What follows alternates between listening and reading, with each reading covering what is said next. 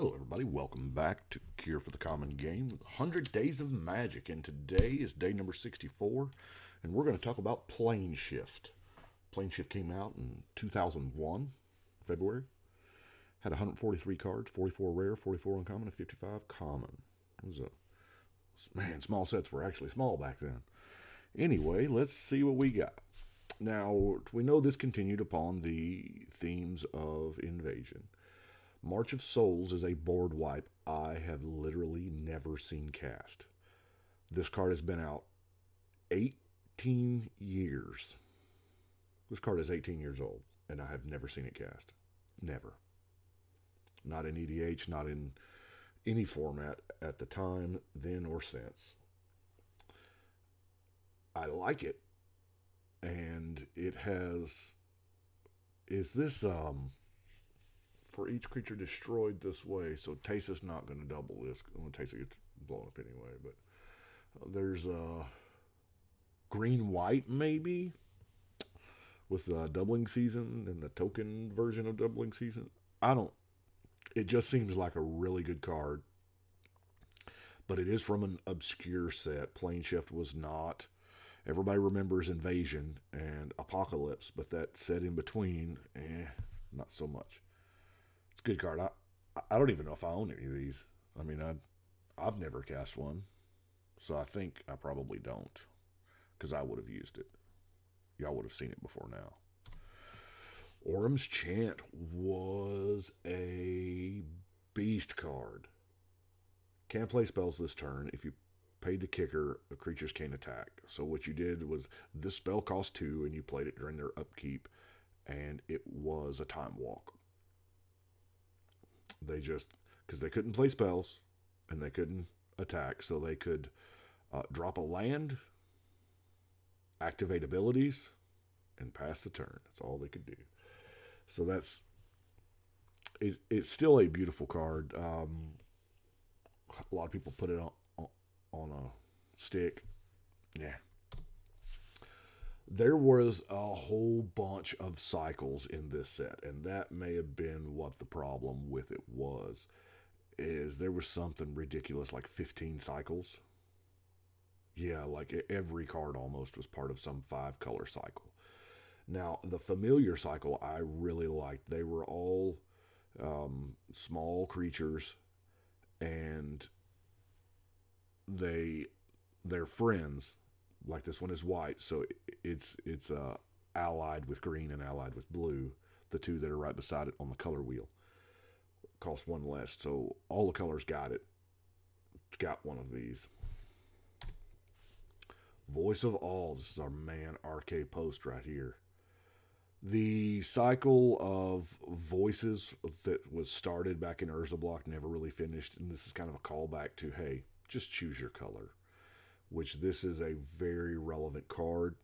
I think it's been printed since it's rare, and I don't know if it ever went back to uncommon or not, but it is, I mean, protection from choose your own color is relevant. Shifting Sky. If this is one of those, there are a lot of cards where color matters, and this allows you to really kind of hone in on one color. You can pick all non-land permanents are the chosen color, and then build the rest of your deck to benefit from that color, or to take advantage of that color, or to punish people for having that color. So I don't know. It's one of the early versions of this. I believe this actually got a 8th edition reprinting as a rare, if I'm not mistaken. Sunken Hope. Each player's upkeep, that player returns a creature he or she controls owner's hand. Now, as a blue player, I kind of want to do this. I really bad want to keep putting that Muldrifter in my hand every single turn. I am down with that, because your opponents are probably not as fortunate. Obviously, they didn't build around it, but to keep getting those ETB effects, Sunken Hope. Dark Suspicions. At the beginning of each opponent's upkeep, that player loses 1 life for each card in his or her hand more than you have in yours. There again, there's a lot of cards that punish people for having just an obscene amount of cards in hand. And we can spot the decks a mile away now. I mean, there are certain tells that they have, they've got the Reliquary Tower. They can produce blue mana. Yeah, odds are they're going to be drawing some cards. So, this is a way to punish that. And, in the color where you can get rid of cards in your hand pretty easy, you can make your hand size 0 in the right deck. If Hellbent is your thing, and that's what your deck is built around, Dark Suspicion's probably a pretty good card to go in there. Diabolic Intent. Tutor. Sack a creature, tutor. Now, some people argue that Diabolic Intent's better than Diabolic Tutor, or Demonic Tutor. But that additional cost of sacrificing a creature is not always a downside. There's a lot of times we want to sacrifice, especially in, black EDH. Look at Crovax looking all Crovax-y up there. Lord of the Undead. Yeah. Finally, we get a zombie champion that actually gives them +1/+1. The zombie in Alpha gave them, Regenerate and Swamp Walk. So, but this actually is a 3-mana 2/2, which was standard for a long time, that gives your tribe +1/+1.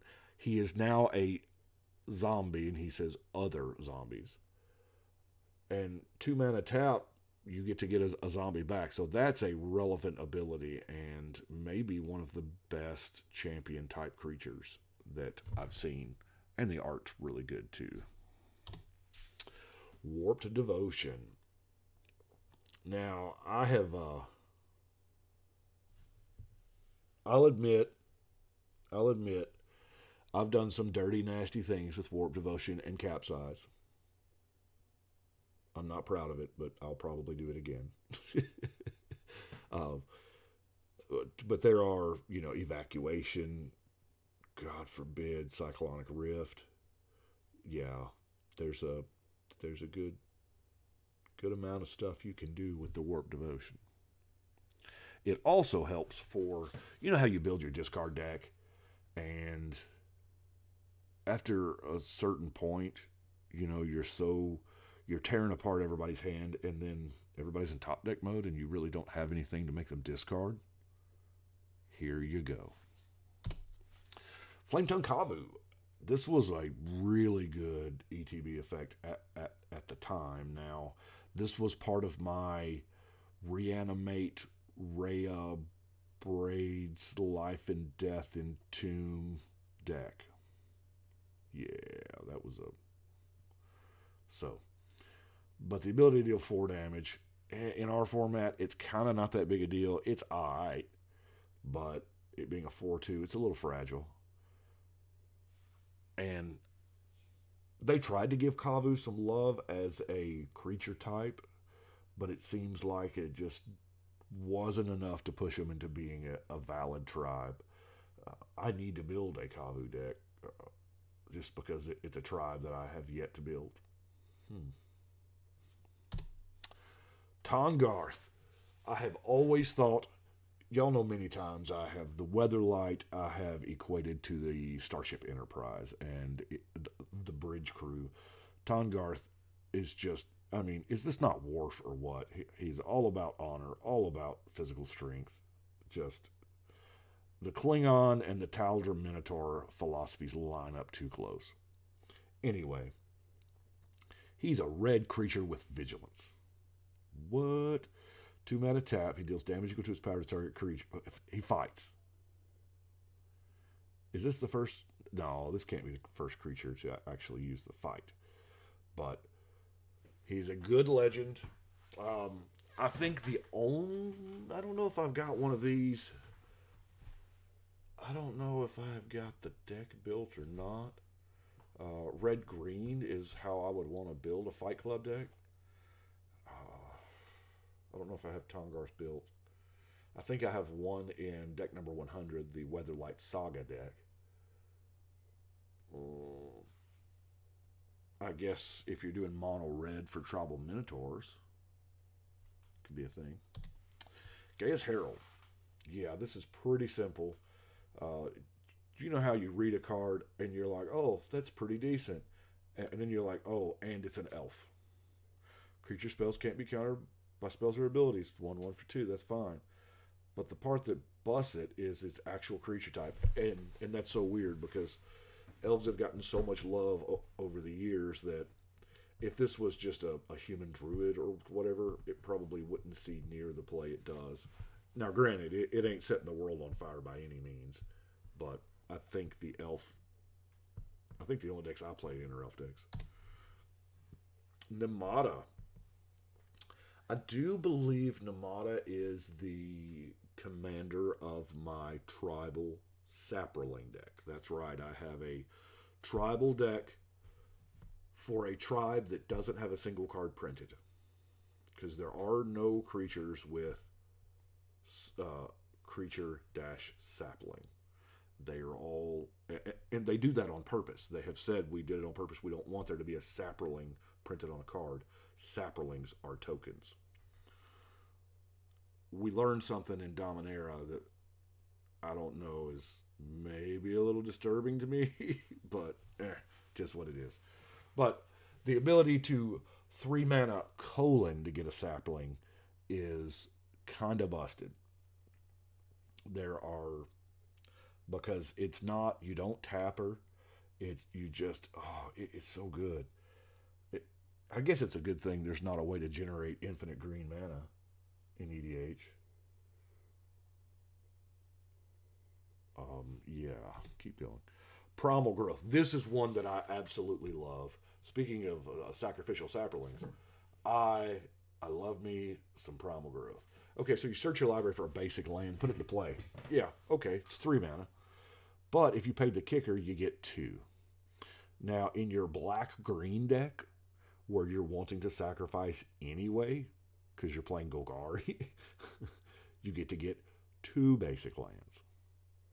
Yeah, seems pretty good. There was also a cycle of 5 charms. Now, I didn't list all 5. I think I just listed the ones that just spoke to me. But they were I thought they were very well thought out. They were not all very powerful, but it is clear that there is because they're all 3 colors to pair up with the dragon. There's 1 blue ability, 1 black ability, 1 red ability on Corosis's, but just because and I kind of like the way they did that.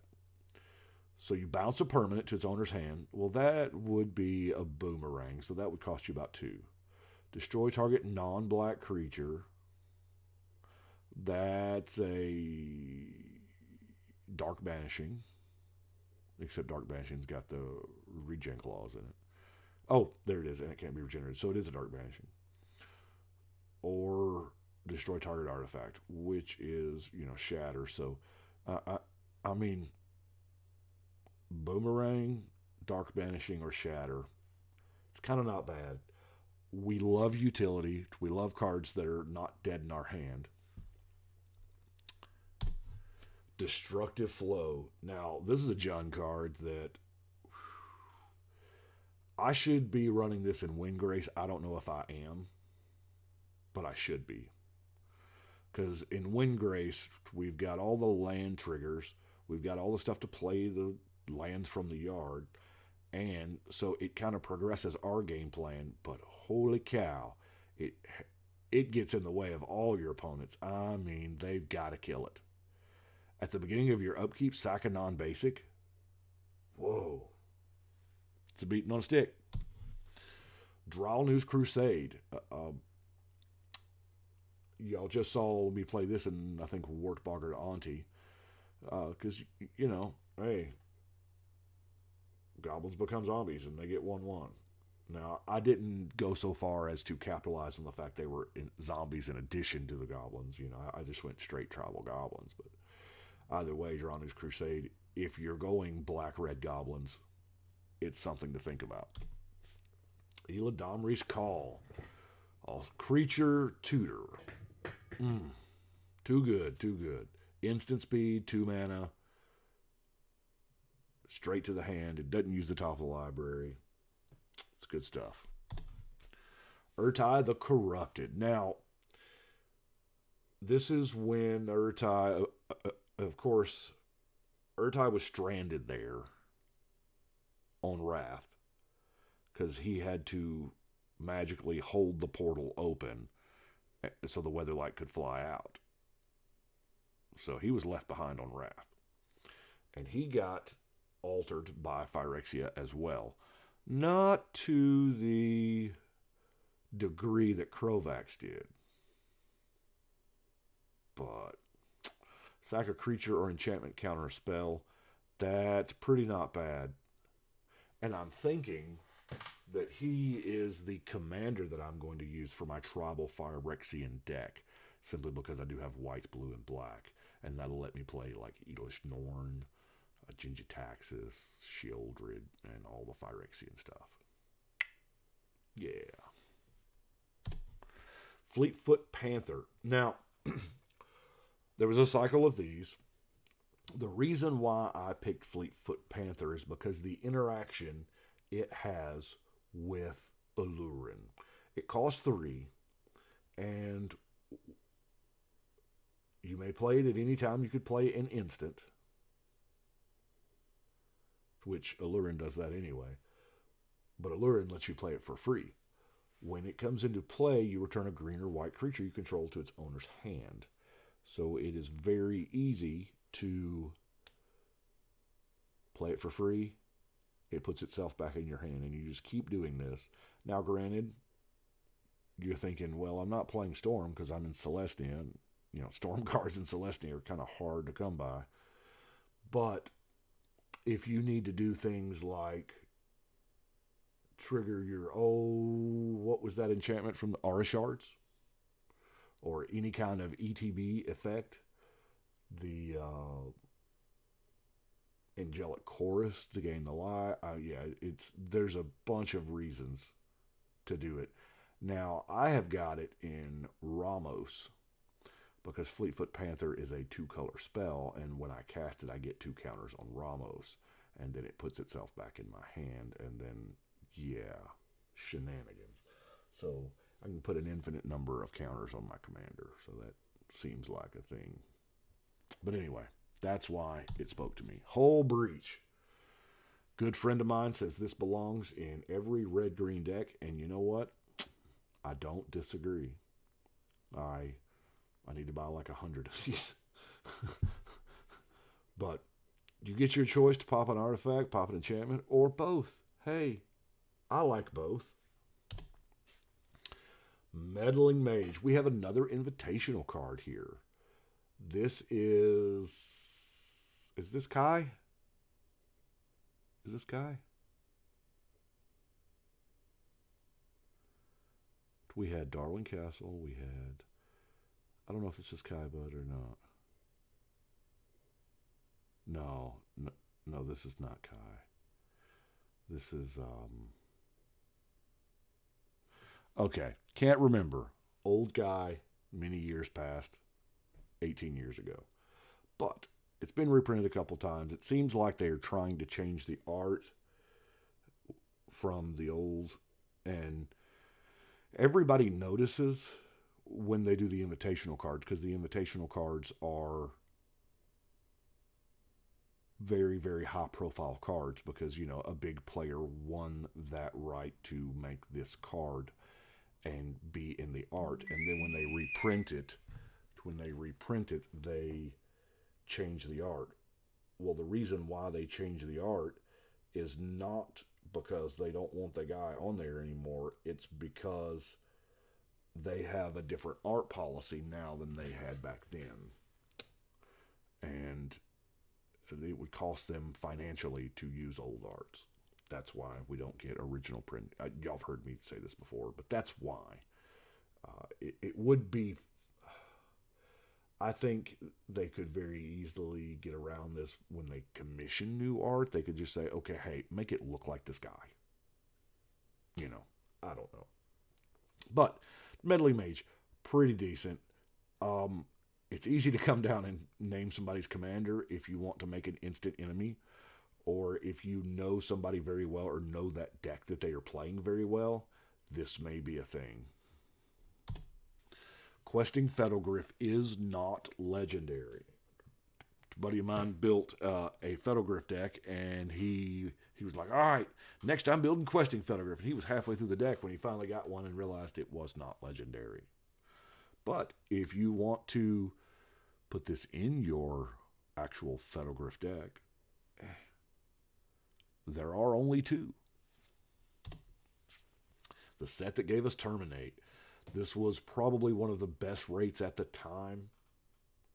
You know what? It may be the best rate. Destroy target creature and it can't regen. Whoa. For 2 mana and instant speed. It's good stuff. Urza's Guilt. Here again, this is another one of those, hey, I've run out of cards to make them discard. Everybody draws 2, discards 3, and loses 4. Now, obviously, you can control, cards that you want to discard. But, it being a sorcery, this is another card I don't think I've ever seen played. Well, besides me. And we have Draco. That's right, 16 mana. Of course, Domain was a very big thing in this block. Domained meaning one of each basic lands. To get the max value out of it, you should have one of each of the 5 basics. So in this case, Draco costs 2 less to play for each basic land. So in this case, if you had all 5, it would cost you 10 less. So you would get a 9/9 flyer for 6. But at the beginning of your upkeep, sack it unless you pay 10, reduce 2 for each. So you've got to have 5 for it not to have an upkeep. So if you've got 5 lands, 5 different basic lands, Draco is, living the dream. I use Draco in various other decks. I know I use it in the Spellbound Dragon, to where I will turn Sign of Drago into a Spellbound Dragon, and then draw and discard. And when you discard Draco, that's still commander damage. Anyway, Skyship Weatherlight. Now, this was the first incarnation of the Weatherlight. Keep in mind, this was before vehicles were a thing. This was before equipment was a thing. So, I don't know. They did the best they could to capture the spirit of the Weatherlight, but it just didn't translate well to gameplay. The only time I've ever cast it is in the deck to 100. It comes into play, you search your library for any number of artifacts or creatures, symbolizing to getting the crew and the pieces of the legacy. And then you choose a card, you shuffle them up, you put them up underneath the Weatherlight, and you get to choose one of them at random, put it in your hand. So it kind of lets you draw 2 cards a turn. The cards you're drawing during your draw step, and then this card, because it's costing you 1 and tapping it. But here's the problem: if somebody shoots this, those cards are just lost. So, Star Compass is a mana rock that I love with a passion. Not only is it super, super colorful, I love this. Oh, love the art. But for 2 mana, you can tap for any color that, pretty much you need. Basic lands is a thing that we need to not ignore. I mean, there are some decks that I don't play enough, and there's arguably some decks I probably play too many, but lands that come into play untapped are valuable, and there's not a lot that actually just straight up hurts basic lands, yet there is a lot of Blood Moon back to basics things out there to hurt non-basics, and that's why I love me a Star Compass. It's kind of like a Felwar Stone that looks inward, not outward. Another cycle of lands. Now, these I don't have a problem with. They are layers, so now if they were printed, they may have a printing where it's actually land-layer. It's a subtype. What comes into play, you sack it unless you return a non-layer land to its owner's hand, and then it taps for one of 3 colors. Obviously, these were tied to the dragon they were named after. Now, I use these to bounce stuff like Gemstone Mines and Vivid Lands to reset the counters on them, trying to make that bounce land line not a liability and an advantage. So we have Meteor Crater. I've never seen this card on the battlefield in the, I don't know, 12, 13 years I've been playing EDH. This card is outstanding. Now, granted, you don't want it on turn 1. If it's your only land, you got nothing. But as your second, third, fourth, as long as you have a permanent, it's good for you. And it gets you the colors you need. Now, granted, it gets you more of what you already got, because you wouldn't have a blue permanent if you didn't have blue mana already. But I think it's better than people let on. And, it's John Avon. And that is what I have got for Planeshift. I appreciate y'all for watching. Y'all let me know what you think. Be sure, if you like these, I'm going in actual order now. Don't have any idea when I'm going to stop, but if you like, hit subscribe and push the bell, and what does CCO Brando say? Smash the like button. Anyway, I will see y'all tomorrow.